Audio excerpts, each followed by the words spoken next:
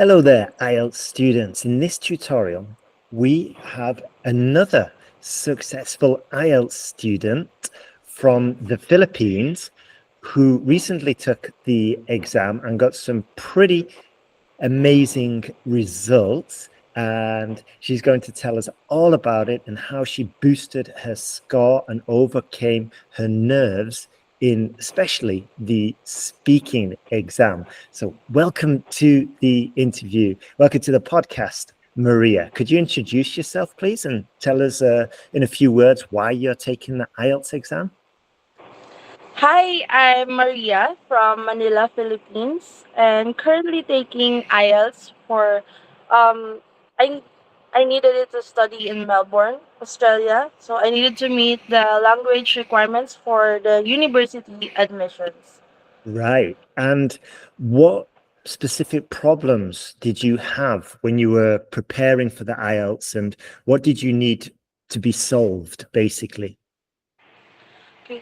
Especially with my writing, my mind went blank when I started to write the essays. I just didn't know about certain topics, and the same thing happened with the way of my speaking too. So, asking me about topics like music and such. And before your program, I was practicing alone without any feedbacks.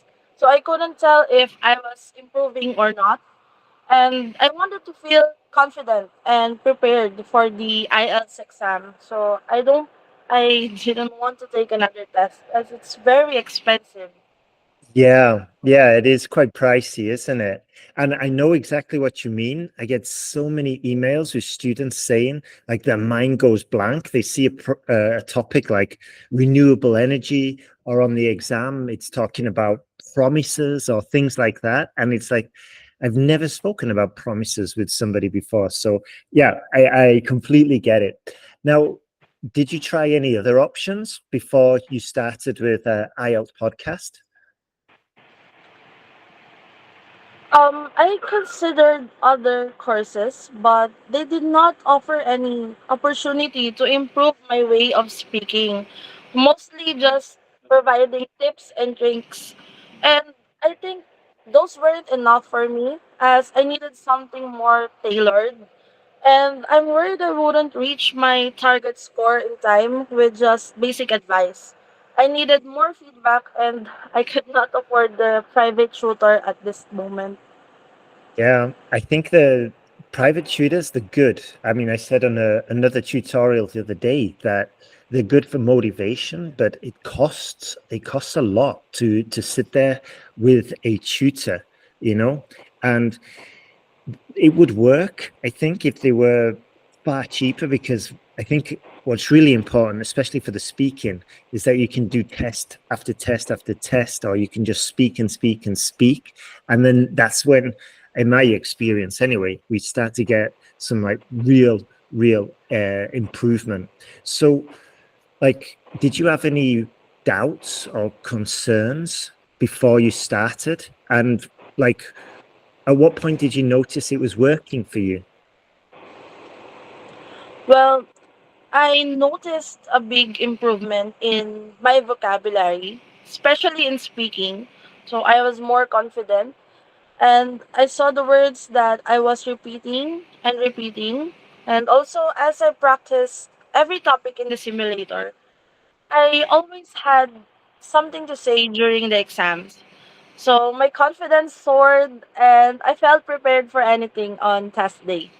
Excellent. So your confidence soared, and that was because you, just for the listeners, when you take the test simulator exam, you can either click random and it gives you a random topic, or you can go through, which a lot of students are doing, and just methodically work through every single topic. And there is a ton of topics there. And what we're finding is that the students that do work through them methodically, then they're like supremely prepared come exam day. Like any topic, they spoke about it recently, so it's fresh, and they got the report, and they just, yeah, like you said, just the confidence there just improves. So how did you improve your vocabulary, Maria? Well, first, I followed the feedbacks and recommendations from the reports that I've read, and I regularly practice new vocabulary in speaking sessions. So I saw my improvement gradually, and I just saw my scores climb steadily after that. Excellent, excellent. Yeah, I think that's the it's almost motivating when you see like the last test you did and you got maybe six, and then you took the advice and then you do it again and again and again. And over time, what we see is students, they climb from a 6 to 6.5. And then in some cases, they can jump again to the 7. So how many speaking tests did you do, Maria? I actually quite did a lot. So I got into a routine of doing at least 3 a day. So Wow. as if it was my personal tutor. So I set it to a minimum of 3 tests a day for 2 weeks. Wow. Okay. So you're doing every single day. You did 3 tests for Yes. like 14 days. Is that right? Yes. Wow. Good for you. That's a lot. That's quite, yeah, it sounds you're quite motivated. Yeah. So I guess you really wanted to get to Australia, right? Yes. Good stuff. And then what happened on your test day? Well, of course, on my test day, since I had done so many tests before, so I felt calm and prepared during my test day, and I knew I had done everything that I could. I'm not worried. I'm pretty relaxed, and I felt like, okay, I prepared for this. I can do this. Wow, that's a great like feeling, I guess. No, you just go in there like I can do this. I love that. I love that. So, what results did you get? What's your test scores there on the latest exam you did? I actually scored 7 in listening, reading, writing, and speaking. Oh my word! So you got sevens all round. Yes, so I'm actually thrilled with the results. I was not expecting it, but as I know that I did everything that I could, and now I'm going to Melbourne. Good stuff. Good for you. Good for you, Maria. That's awesome. Now, what would you say to anybody who's just thinking about joining the course? Well, I could say definitely go for it. And the course and the simulator actually really works. So there's no need for a tutor. The feedback is useful and helpful.